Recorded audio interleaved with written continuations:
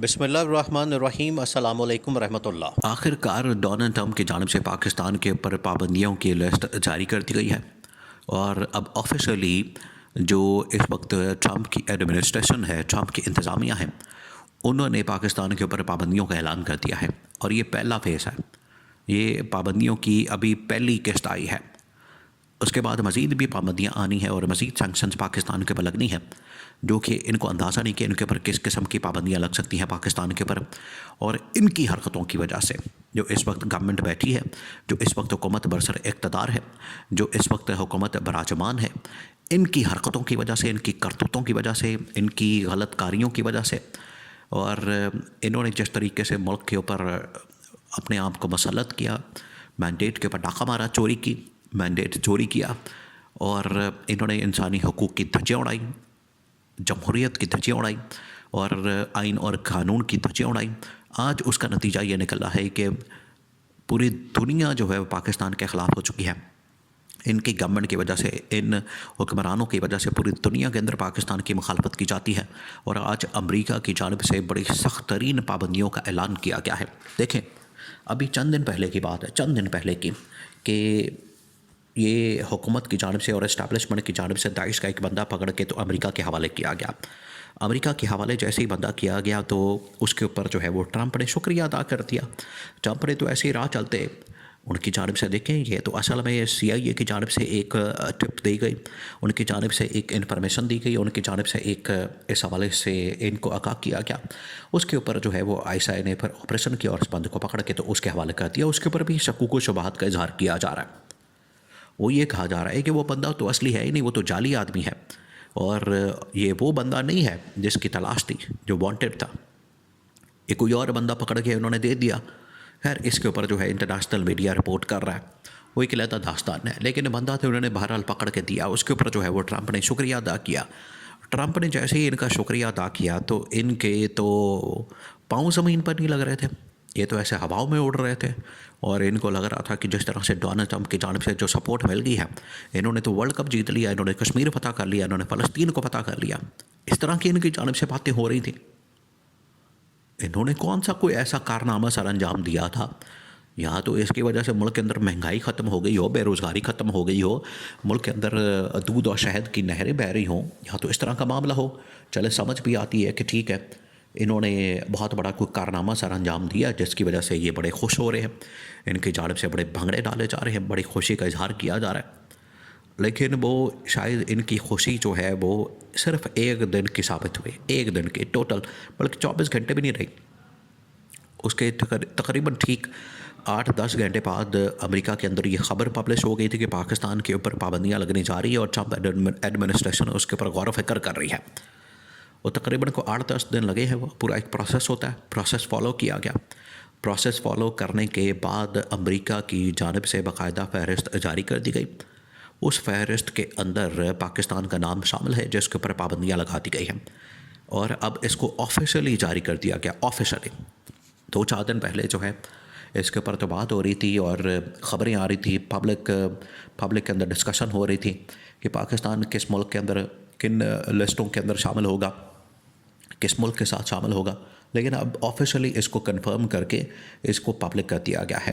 اب Trump administration نے جو اس کے اوپر پبلک کر دیا ہے، اس کو آپ دیکھ سکتے ہیں، پاکستان کو افغانستان کے ساتھ، کیوبا کے ساتھ، شام کے ساتھ، عراق کے ساتھ، ساؤتھ افریقن ممالک کے ساتھ، بھوٹان کے ساتھ، نیپال کے ساتھ، اس طرح کے ممالک کے ساتھ پاکستان کو جوڑ دیا گیا ہے۔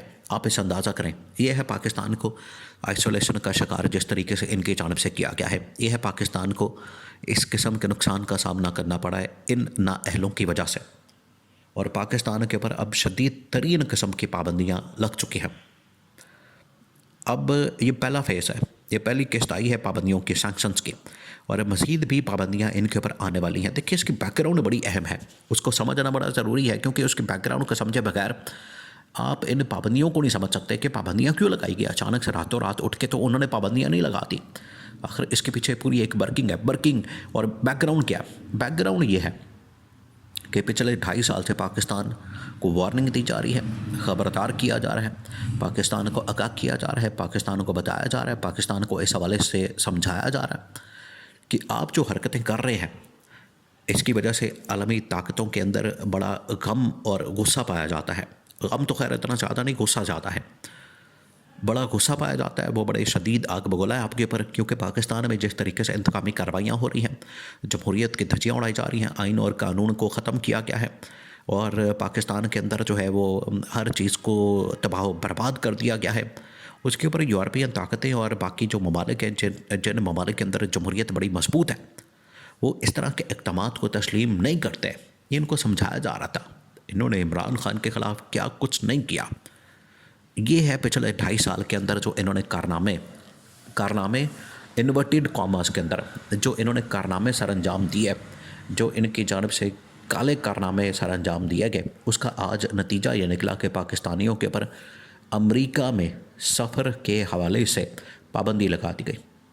اس کا مطلب یہ ہے کہ اب پاکستان سے کوئی شہری، کوئی پاکستانی وہ امریکہ اگر جاتا ہے تو امریکہ اتنی آسانی سے اب نہیں جا سکتا. پہلے ہی بڑے مسائل تھے، اب تو مزید بڑھ گئے ہیں. وہ اب اتنی آسانی سے نہیں جا سکتا امریکہ کے اندر، انٹری نہیں مار سکتا.